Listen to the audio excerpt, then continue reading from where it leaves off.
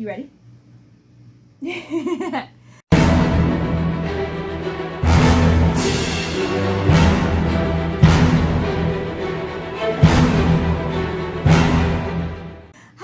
Hello, and welcome back to my channel, or welcome if it's your first time here. Christine E. Schultz here, your favorite, or soon-to-be favorite, Elvish author. My favorite. This is, he's paid to say that, it's fine. This is the fantabulous Isaac, my boyfriend. And yeah, today we're going to be doing another book haul because we have once again picked up some more books from the library. More books. Rather, he has picked up books for me. I don't know what he's picked up for me yet, but I'm excited to see and also excited to show you guys. So let's get started, shall we? What's the first book, good sir? Ta-da! Ooh, we have an ocean selection called Sea Witch. I'm always excited about a good nautical fantasy adventure. I like the cover. You guys can see there, she kind of has a little bit of an Ursula feel going on. Yeah, I was wondering if it's like a Little Mermaid. Like some kind of retelling or or just even inspired by sea. Yeah, because it is called Sea Witch, and she does have, like I said, the tentacles. Oh, it is. Did you ever you pay attention to this part, Danny? I did not. Well, if he had paid attention, it tells you right here. Before she took the mermaid's voice, she gave up her own heart. So yes, this is definitely a perspective of Ursula. Which those are always fun when they do the villain retellings, yeah. So what we always do is read the blurb to get a little bit more of an idea of what the book is about and see what we think about it, and then we'll see what else is in the bag. Blurb to Sea Witch by Sarah Henning says, "Everyone knows what happens in the end. A mermaid, a prince, a true love's kiss. But before that young siren's tale, there were 3 friends. One feared, one royal, and one already dead. Ever since her best friend, Anna, drowned, Evie has been an outcast in her small fishing town, hiding her talents, mourning her loss, drowning in her guilt. Then, a girl with an uncanny resemblance to Anna appears offshore, and, though the girl denies it, Evie is convinced that her best friend actually survived, that her own magic wasn't so powerless after all. And, as the 2 girls catch the eyes and hearts of 2 charming princes, Eva believes that she might finally have a chance at her own happily ever after. But magic isn't kind, and her new friend has secrets of her own. She can't stay in Havenstad, or on 2 legs, unless Evie finds a way to help her. Now Evie will do anything to save her friend's humanity, along with her prince's heart, harnessing the power of her magic, her ocean, and her love until she discovers, too late, the truth of her bargain. The rise of Hans Christian Andersen's iconic villainess is a heart-wrenching story of friendship, betrayal, and a girl pushed beyond her limits to become a monster." Intrigued, are we? I am intrigued. Intrigued? I'm curious, is it Evie who's gonna be which one? the Sea Witch? Which one becomes, it was Ursula, right? That was...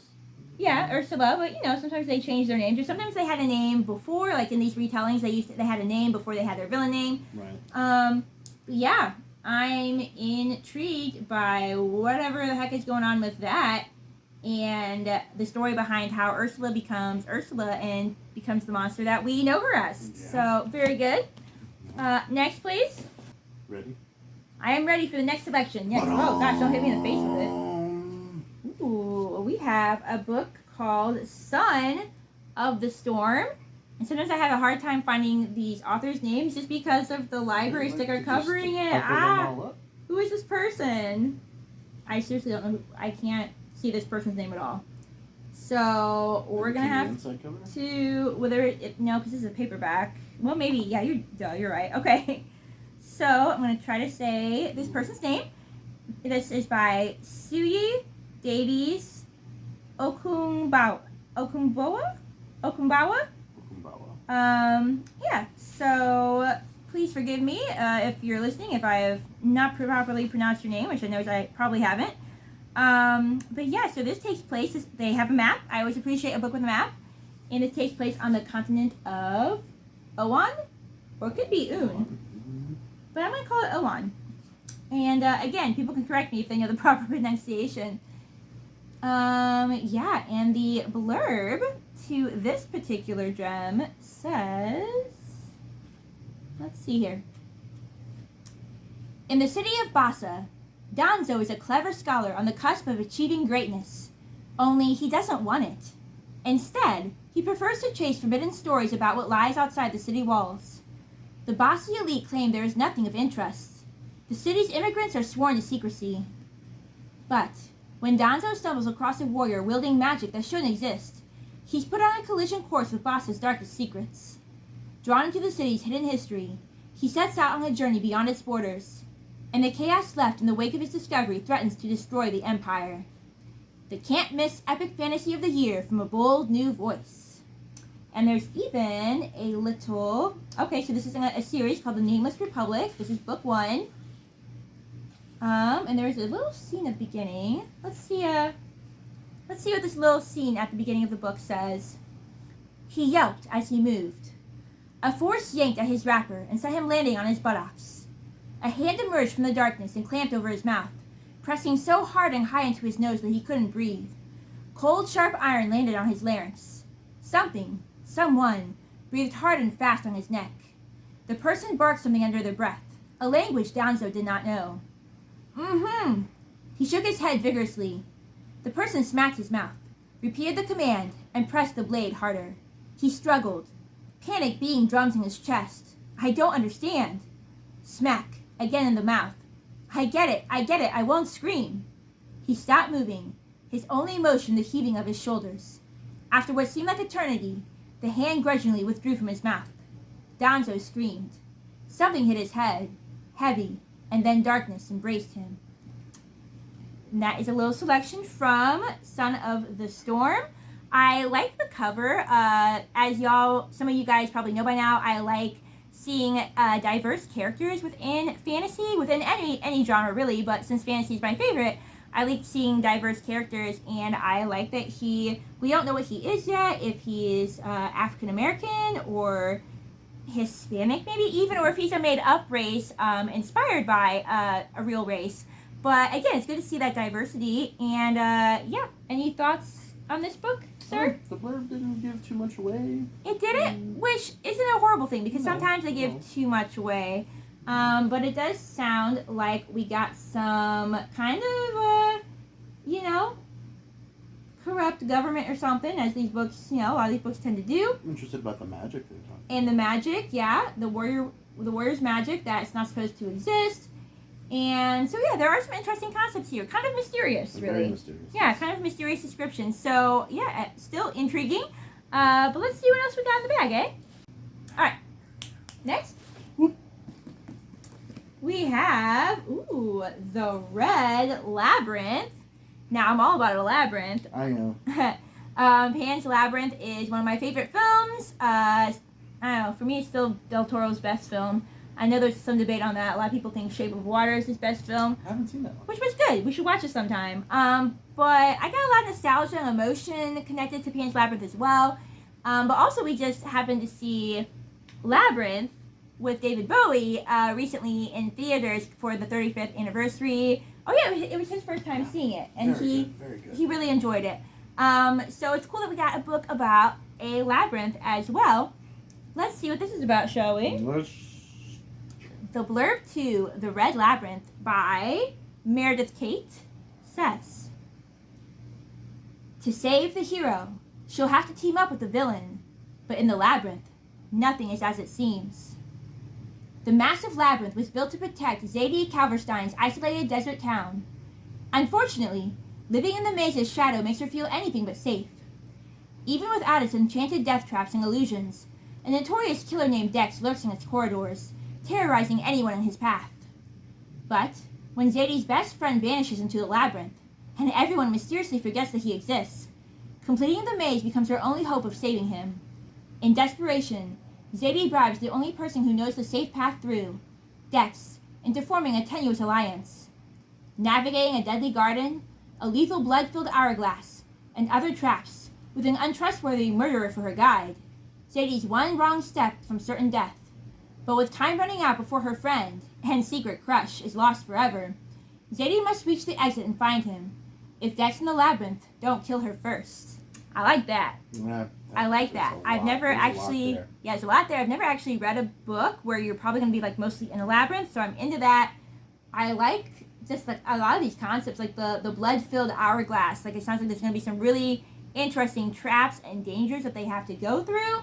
Mm-hmm. And who doesn't like a book where you have to like team up with a villain? I think that could be interesting as well. You know, can they be trusted? Can they not? Are they going to cause more problems for you than it's worth? Or are they going to, you know, help you? Are they going to have a good character arc where they turn into not a villain? Who knows? But yeah, I like this one a lot. Me too. Yeah, this is 2 thumbs up, even though we haven't read it yet. So, all right, we got a couple more. Yes. All right, I'm ready. Boom. I'm pretty sure you're gonna club me in the face with one of these soon. So, great. So now we have a book called 6 Crimson Cranes by Elizabeth Lim, and I like it already because again, promoting diversity in fantasy is one of our things. And it looks like she is from some kind of Asian culture. I don't know if it's Chinese, Japanese, Korean. We'll have to read more and see if we can figure that out. Or I'm sure you can figure that out by reading the book itself. But yeah, let's jump into the blurb and see if we can get a feel for what this book is about. Lovely color. I wonder if even... Gosh, I wonder if it could even be something like Hawaiian? Oh, I can see that. You know, I don't know. Guys, if you've read this book or if you know about this book, let us know down in the comments what culture is being represented here. Or unless, you know, it's a made-up culture, that could also be. But, yeah, the blurb says, Shiori Anma, the only princess of Kiata, has a secret. Forbidden magic runs through her veins. Normally, she conceals it well. But on the morning of her betrothal ceremony, Shiori loses control. At first, her mistake seems like a stroke of luck, forestalling the wedding that she never wanted. But it also catches the attention of Raikama, her stepmother. A sorceress in her own right, Raikama banishes the young princess, turning her brothers into cranes. She warns Shiori that she must speak of it to no one, for with every word that escapes her lips, one of her brothers will die. Penniless, voiceless, and alone, Shiori searches for her brothers and uncovers a dark conspiracy to seize the throne. Only Shiori can set the kingdom to rights, but to do so she must place her trust in a paper bird, a mercurial dragon, and the very boy she fought so hard not to marry. And she must embrace the magic she's been taught all her life to forswear, no matter what the cost. That's another one? Oh, man. That I'm really one into? was cool. Yeah. So I can't tell, you know, obviously, again, with not being sure which culture this is from, if this is maybe based upon a fairy tale from another culture. If not, what it kind of makes me think of is the fairy tale about, like, the swans, the 12 swans. There's, like, those 12 princesses that get turned into swans or whatever. It makes me think a little bit about that just because, like, her brothers have been turned into these cranes. But yeah, there's so many interesting concepts here. First of all, why is it always in these books that somebody's marrying someone that they don't want to marry? Yeah, why is that? Although with this one, it sounds like maybe she might learn to work together with this person. And pardon you. What? You love me. Anyway. I do. It looks like she might end up learning to work together with this person, and maybe she will come around to it. Maybe he's not a horrible guy. Maybe it's just one of those situations of an arranged marriage, which, you know, it could just be something like that. So we'll see. We'll have to see what his character is like.